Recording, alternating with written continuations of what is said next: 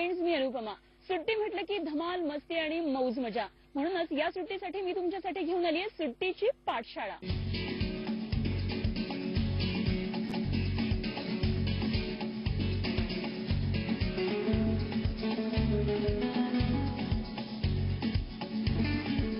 उन्हाळ्याच्या 2-3 महिन्याच्या मोठ्या सुट्टीचा सदुपयोग करण्यासाठी आपण आपल्या मुलांना छंद वर्गांना पाठवतो किंवा कुठल्या तरी समर कॅम्पला पाठवत असतो. आणि म्हणून मी तुम्हाला आज सुट्टीची पाळामध्ये घेऊन आलेली आहे एका मस्त समर कॅम्पला. आणि हा समर कॅम्प फक्त साधा नाहीये, तर तो आहे रेसिडेन्शियल समर कॅम्प. त्यामुळे आम्ही या समर कॅम्पमध्ये राहणार आहोत. आणि पगमाकने आयोजित केलेल्या या समर कॅम्पसाठी आज आम्ही तुम्हाला घेऊन आलेलो आहे सह्याद्रीच्या कुशीत वसलेल्या आणि महाराष्ट्रातलं एक प्रसिद्ध असं थंड हवेचं ठिकाण असलेल्या पाचगणी जवळच्या एका खेड्यामध्ये.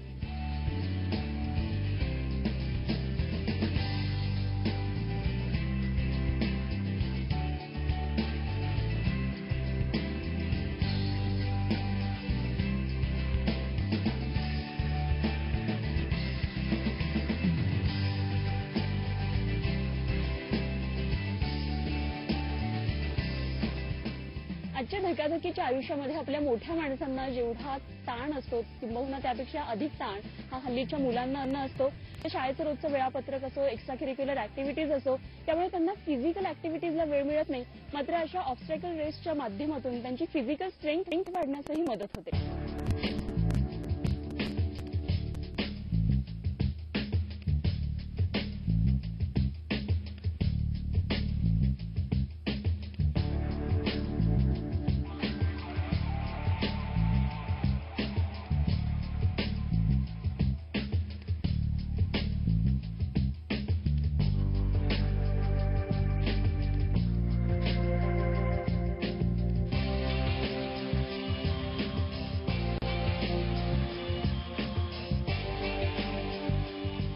साधारण 500 मीटरच्या या परिसरामध्ये 8 ते 10 ऑब्स्टेकल्स इथे आहेत. आणि या ऑब्स्टेकल्समध्ये तुमच्या बुद्धीची तर कसरत होतेच होते, त्याचबरोबर तुमची फिजिकल स्ट्रेंथ सुद्धा वाढते.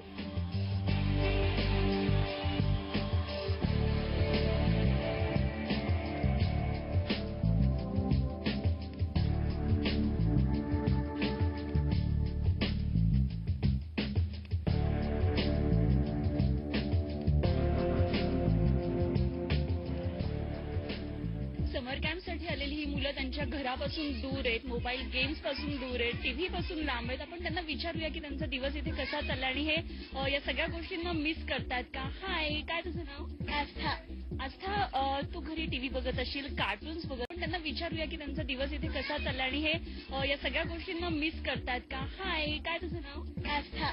आस्था, तू घरी टीव्ही बघत असशील, कार्टून्स बघत असशील, मग तू कितपत मिस करतेय?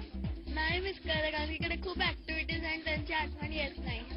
बरं, कार्टूनची अजिबात आठवण येत नाहीये असं हे समर कॅम्प आहे. तू कुठलं कार्टून बघते? मी बार्बीचं बघते. हो, मग तू बार्बीला मिस करते इकडे?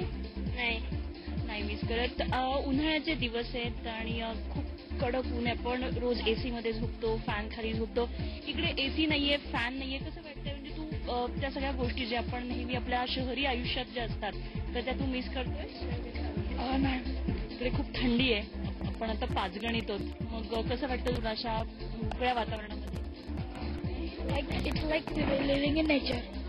येस. आणि मोबाईल गेम्स पण तू खेळत असशील. मग काय मोबाईल गेम्स मिस करतो? आता मोबाईल नाहीये तुझ्याकडे. हो, तसं काय करायला आपल्याला मिळतच नाही, कारण की इकडे खूप सगळ्या ऍक्टिव्हिटीज आहेत. त्याच्यामुळे मोबाईल गेम्स मिस करत नाहीये, टीव्ही मिस करत नाहीये. तू कुठलं कार्टून बघते? डोरेमॉन. मग तू डोरेमॉनला मिस करते? नाही, कारण की खूप ऍक्टिव्हिटीज आणि बोर पण नाही होत. एकंदरीत आपण बघतोय की जेव्हा असे समर कॅम्प्स असतात तेव्हा या सगळ्या ज्या ऍक्टिव्हिटीज असतात, मनोरंजन हा त्यांचा मेन हेतू असतोच. मात्र आपण जे शहरी पॅम्पर्ड आयुष्य जगत असतो त्या सगळ्यांपासून या मुलांना दूर आणलं जातं आणि या सगळ्या निसर्गाच्या सानिध्यामध्ये वेगवेगळ्या गोष्टी त्यांना पाहायला मिळतात. त्याच्यामुळे कार्टून जे मुलांना अति लोकप्रिय असतं, अत्यंत प्रिय असतं, ते सुद्धा ते मिस करत नाहीयेत. इतके ते इथे मजा घेतात या सगळ्या निसर्गाची आणि इथल्या शिबिराची.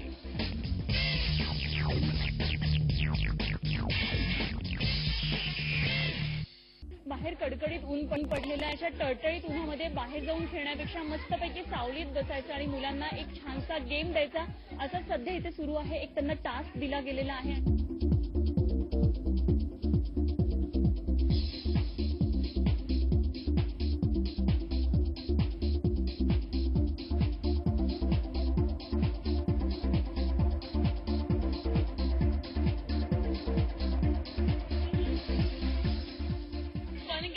मॉडेल मेकिंग प्रकार 2 मध्ये आपण बघतोय. आणखी एका ग्रुपने काय ऍक्टिव्हिटी केली तेही आपण बघूया. कुठल्या टाईपचं मॉडेल? तुम्ही काय झालंय? बाय द वे हे एक बाथरूम आहे, बरोबर? अच्छा, हे यांनी बाथरूम बनवलेलं आहे. हे एक शेल्फ आहे. आणि तू काय आहे? Mirror basin. ओके, तर हे सगळं बेसिन आहे आणि हा एक मिरर झालेला आहे. इकडे ब्लू टी शर्ट मध्ये काही दिसतंय मला. तू काय आहे? मी एक दरवाजा आहे ज्याच्याने आपण बाथरूमच्या आत आणि बाहेर जाऊ शकतो. ओके, तर हा बाथरूमचा खिडकी असेल, ते खिडकी इकडे खिडकी आणि या खिडकीतून मस्तपैकी डोंगर दिसतात आणि हा दरवाजा, या दरवाजामधून आपण बाथरूम मध्ये एंटर होऊ शकतो किंवा बाहेर जाऊ शकतो. इथे पण मला काहीतरी दिसतंय बाथरूम मध्ये. बाथटब आहे. ओ, इट्स सो लॉंग. हा खूप मोठा बाथटब तयार केलाय. आणि इकडे काय आहे बरं? कमोड आहे. हे कमोड आहे. बरं, आपण बघतोय मुलांची जी क्रिएटिव्हिटी असते, म्हणजे त्याला आपण कुठलीच उपमा देऊ शकत नाही. मुलांची क्रिएटिव्हिटी कुठपर्यंत जाऊ शकते. तर मॉडेल मेकिंग मध्ये त्यांनी हे बाथरूमचा सेट तयार केलेला होता. आपण बघूया पुढच्या आणखी एका ग्रुपकडे. त्यांनी काय तयार केले तेही जाऊन बघूया.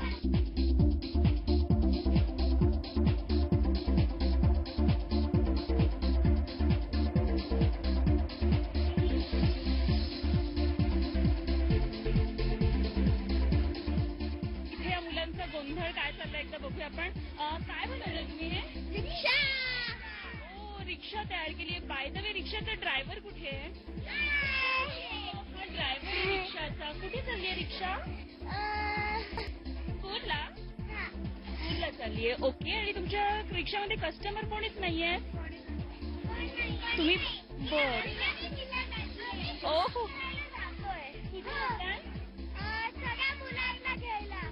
मुलांना घ्यायला चाललेत हे आणि स्कूलला चाललेत. बाय द वे, रिक्षाचे व्हील्स कुठे आहेत? चाकं आणि अच्छा अच्छा, हे रिक्षाचे व्हील्स आहेत आणि एकच व्हील इकडे दिसतोय ना? नाही, पाठीमागं माझ्या पाय पण. Okay, fine. ही होती रिक्षा. अजून यांची प्रॅक्टिस ती चालू आहे. फायनल प्रेझेंटेशन अर्थात आपण बघणार आहोत. आणि रिक्षाचं तोंड कुठे बरं? हा, तर हे रिक्षाचा पुढचा भाग आहे. तर अशी एक मस्त क्रिएटिव्हिटी या मुलांनी केलेली आहे. अर्थात त्याचं फायनल प्रेझेंटेशन आपल्याला बघायचं आणि मुलांची क्रिएटिव्हिटी कुठपर्यंत जाऊ शकते हे सुद्धा आपल्याला कळणार आहे. तर आपण फायनल प्रेझेंटेशनसाठी नक्कीच तयार असाल.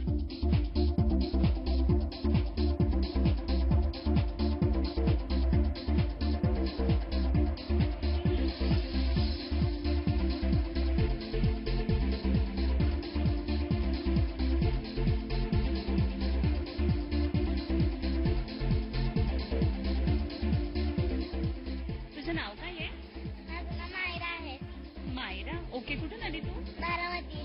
बारामती. अरे बापरे, मग तुला मज्जा आली कॅम्प मध्ये? आली. काय काय केलं तुम्ही कॅम्प मध्ये? आम्ही कॅम्प मध्ये बसून गेम खेळल्या, ट्रेकिंग केलं. मग तुम्ही इथे आल्यानंतर तुमचं टाइम टेबल कसं होतं? मग तुला दमायला झालं का? किंवा इथं आल्यावर आम्हाला पहिलं तिकडं आम्हाला ज्यूस दिलं पहिलं. नंतर आम्हाला सगळं इन्स्ट्रक्शन सांगितले. आम्ही ट्रेकिंग वरनं आलो आणि सॉंग सिंग केले आणि झोपून गेलो. तुला पुढच्या वर्षी पण अशा कॅम्पला यायला आवडेल? हो. पण काय यायचं असतं ग कॅम्पला? म्हणजे तुला काय वाटतं, काय मज्जा असते? कॅम्प मध्ये आपण इंडिपेंडंट होतो आणि मुलांबरोबर फ्रेंडशिप होती आणि मग आपल्याला हे म्हणजे आपल्याला मज्जा सुद्धा येते. खूप मज्जा येते. मग तुला शाळा आवडते का कॅम्प आवडतो? कॅम्प. आपण बघतोय की वेगवेगळ्या वयोगटामधले, वेगवेगळ्या शहरांमधल्या या सगळ्या जणी मित्रमैत्रिणी इथे बनतात आणि खरं तर रेसिडेन्शियल जी समर कॅम्प असतात किंवा जी निवासी शिबिरं असतात त्याचा हेच एक उद्देश असतो की अशी वेगवेगळ्या शहरांमधली वेगवेगळ्या वयोगटातली मुलं एकत्रित यावी आणि अशा प्रकारे अशा शिबिरांचा त्यांनी फायदा घ्यावा.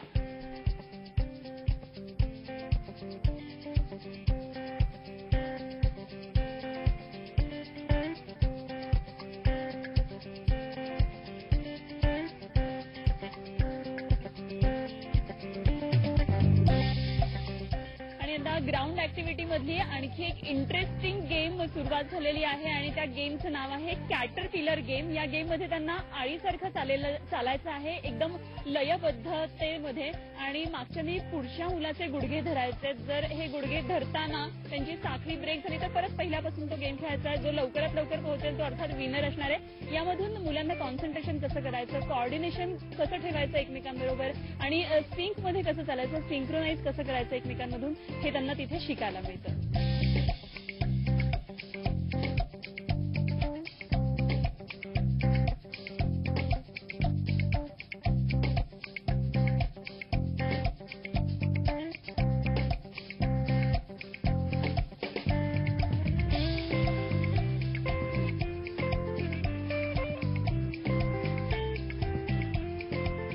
आमची पुढची गेम सुरुवात झालेली आहे आणि ती रिंग पास ऑन करायची आहे आम्हाला. ही हुप्पा रिंग आहे आणि हे माझे सगळे टीम मेंबर्स आहेत. माझी टीम नंबर 3 आहे. आम्ही सगळे मिळून 10 जण आहोत त्याच्यामध्ये, आणि आम्हाला ही जी रिंग आहे ती आम्हाला एकमेकांच्या हातातून पास करून पुढेपर्यंत जायची. शेवटपर्यंत आमची ही रिंग जाणार आहे आणि आम्ही निश्चित जिंकणार आहे. So let's start.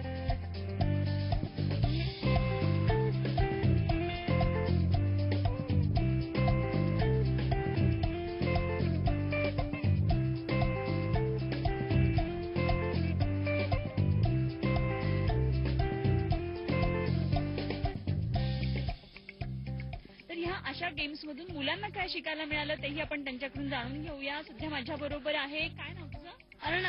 अर्णव, तुला काय शिकायला मिळालं या गेम मधून? या गेम मधून आपण रनिंगची स्पीड वाढवू शकतो आणि कॉन्सन्ट्रेशन पण वाढवू शकतो. आणि तुझं काय नाव आहे? माझं नाव ध्रुव आहे. ओके ध्रुव, आणि तुला काय या गेम मधून शिकायला मिळालं? ऑब्झर्वेशन आणि कॉन्सन्ट्रेशन. ओके, आणि तुझा ग्रुप जिंकला या गेम मध्ये? हरलोय. ओके, पण मग हरल्यावर तुला कसं वाटतं? बॅड वाटतं. ओके, हेच तर आपल्याला शिकायचं असतं याच्यामधून. ओके, हाय, तुझं नाव काय? हिनल, तू काय शिकली या गेम मधून? म्हणजे आपली रनिंगची स्पीड पण वाढवू शकते आणि कॉन्सन्ट्रेशन पण होऊ शकतं. नाही असेल तर ओके, कॉन्सन्ट्रेशन नसेल तर ते होऊ शकतं आणि रनिंगची स्पीड वाढू शकते. ओके, तर आपण बघतोय की मुलांना नेमकं काय काय वाटतंय. कोणाला वाटतं रनिंगची स्पीड वाढेल, कोणाला वाटतं की याच्यातून कॉन्सन्ट्रेशन वाढेल, आणि अर्थात मुलं हे त्यांच्या शब्दामध्ये सांगतात, पण अशा मोकळ्या वातावरणामध्ये मुलं किती खुललेली असतात ते खरं तर आपण बघू शकतो.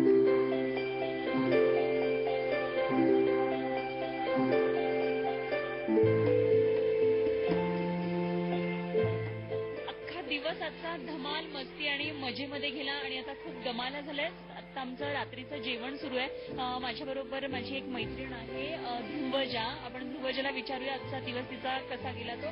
हाय ध्रुवजा, तुझा आजचा दिवस कसा गेला? ओके, काय काय केलं तू आज?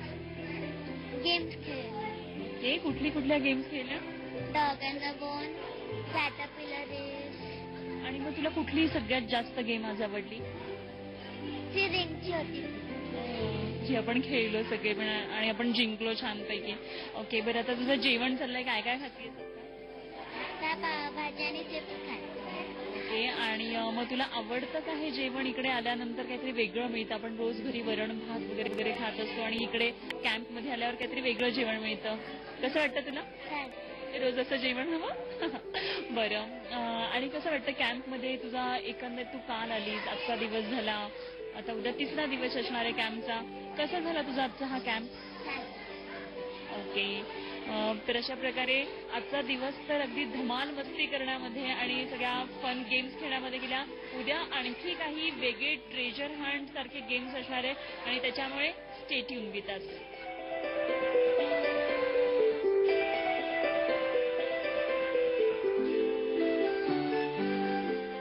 पहाटेपासून खरं तर आजच्या दिवसाची सुरुवात झाली. भरगच्च असा ऍक्टिव्हिटीजने आजचा दिवस होता आणि खरं तर एवढं दमून सुद्धा या मुलांना जरा सुद्धा दमल्यासारखं वाटत नाहीये.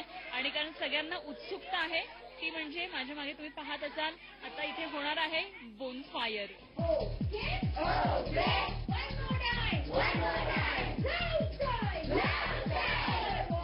आता इथे होणार आहे बोनफायर.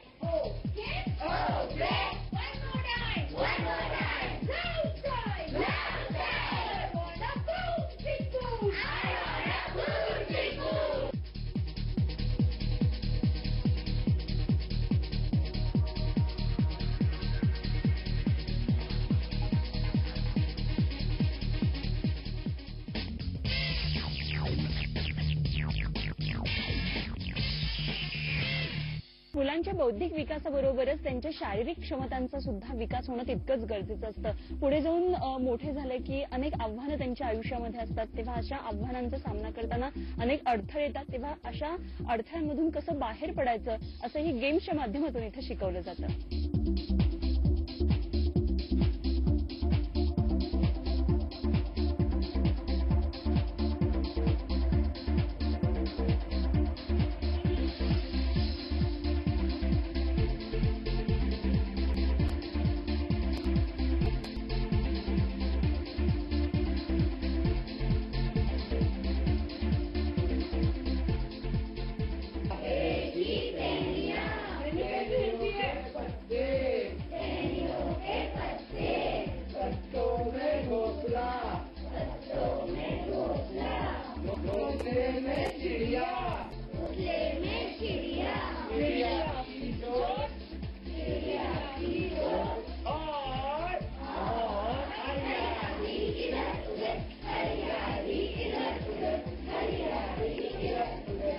उन्हाळ्याच्या सुट्ट्या झाल्या की आपल्या मुलांना कुठल्या शिबिरामध्ये पाठवायचं असा प्रत्येक पालकाला प्रश्न पडत असतो.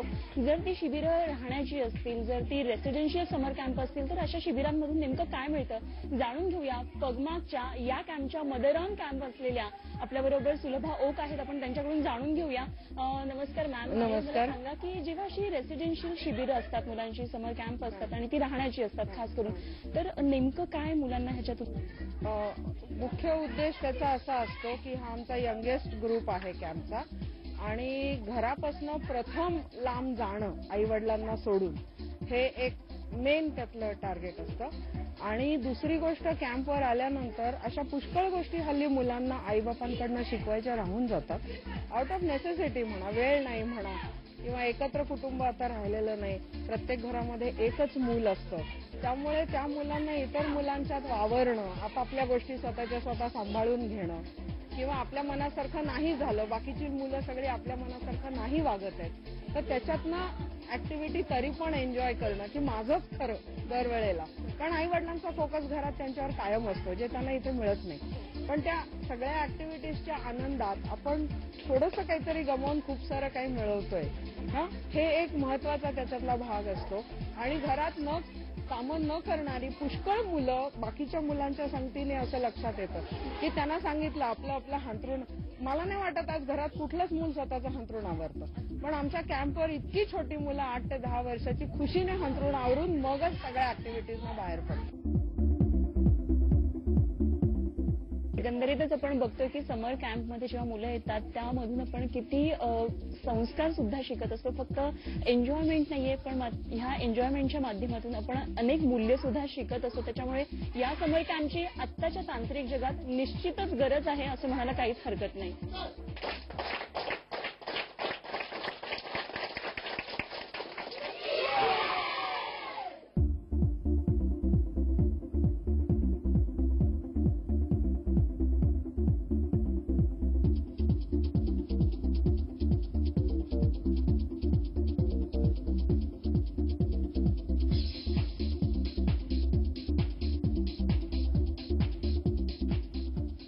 तंत्रज्ञानाच्या या आधुनिक जगतानं आपल्याला खूप सारं दिलं, मात्र बंदिस्त जगापेक्षा निसर्गाच्या सानिध्यात आणि मोकळ्या वातावरणामध्ये मुलांना जास्त ज्ञान मिळतं, हेच आम्ही या समर कॅम्पमध्ये अनुभवलं. तेव्हा सुट्टीची पाठशाळामध्ये आज आपण इथेच थांबतोय.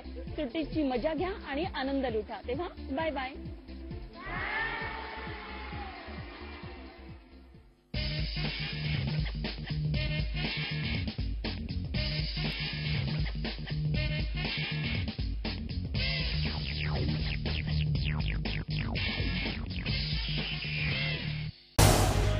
झी 24 तास रहा एक पाऊल पुढे.